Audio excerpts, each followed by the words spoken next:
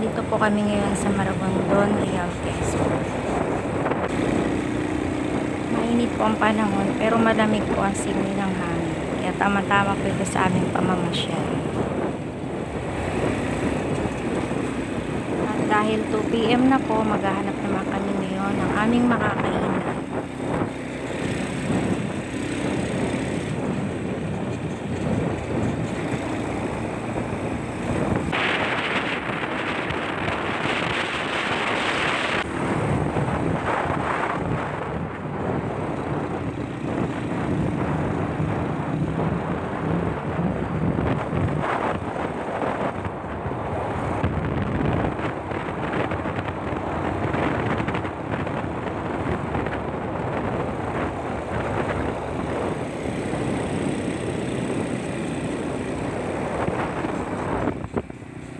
Ito po yung aming nadaanan, kainan sa Pandarawan. Ang ganda po ng lugar na ito.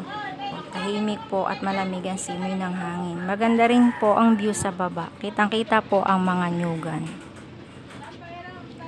Ang in-order po naming ulam ay ginataang pusit at bulalo. Tara po, kain na po tayo. Masarap po ang timpla at lasa ng kanilang mga lutong ulam dito.